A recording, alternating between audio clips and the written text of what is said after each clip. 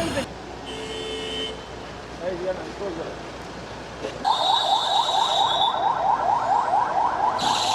তিস্তা প্রকল্পটা এই এলাকার মানুষের একটা প্রাণের দাবি।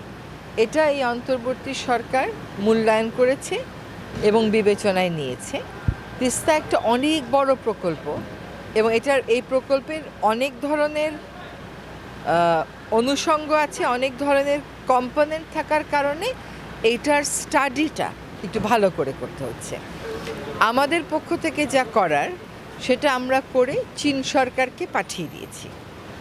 আমাদের ইআরডির মাধ্যমে বৈদেশিক প্রকল্পগুলো যে দেখে অর্থ মন্ত্রণালয়ের অধীনে, তার মাধ্যমে আমরা কিন্তু এটা পাঠিয়ে দিয়েছি।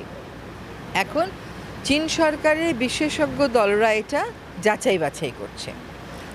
যেহেতু এই প্রকল্পের প্রকৃতিটা বেশ কঠিন এবং অনেক দিন ধরে করতে হবে, কাজে এটা যথাযথ যাচাই বাছাই করে প্রকল্পটা চূড়ান্ত করা হবে। আমাদের পক্ষ থেকে চূড়ান্ত করে আমরা পাঠিয়ে দিয়েছি, যেটা আমি বলেছিলাম যে আমরা পাঠিয়ে দেব।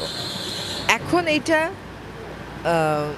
চীনের বিশেষজ্ঞরা যখন হ্যাঁ বলবে, তখন চীনের যে ব্যাংকিং সেক্টর তারা হ্যাঁ বলবে, তারপরে বাংলাদেশ সরকারের সাথে একটা চুক্তি হয়ে তারা কাজ শুরু করবে। আমার আজকে আপনাদের এখানে আসার কারণই হচ্ছে চীনা যে দূতাবাসের রাষ্ট্রদূত আছেন তিনিও এখানে আসবেন। আমরা একসাথে আবার একটু প্রকল্প এলাকাটা দেখব। ফ্রি ফেয়ার এবং ক্রেডিবল না হওয়ার কি কারণ থাকতে পারে এটা আমাকে একটু বুঝাতে হবে। মনে মনে যদি নেতিবাচকতা পোষণ করেন তাহলে প্রশ্নটা ওরকমই হবে। এই সরকারের কোনো কারণ কি আছে এটাকে ফ্রি ফেয়ার এবং ক্রেডিবল না করার? আমাদের কোনো রকমের কোনো স্বার্থের দ্বন্দ্ব আছে এখানটাতে? আমাদেরকে দায়িত্বে বসিয়েছেন আপনারা, আমরা কিন্তু নিজেরা কেউ সেদে আসি নাই। আমাদেরকে যে দায়িত্বটা দেয়া হয়েছে সেই দায়িত্বটা আমরা পালন করছি। এক হচ্ছে অন্তর্বর্তী সরকারের কারোর সাথে যেহেতু নির্বাচনের কোনো স্বার্থের দ্বন্দ্ব নাই, এটা ফেয়ার এবং ক্রেডিবল না হওয়ার কোনো কারণ নাই।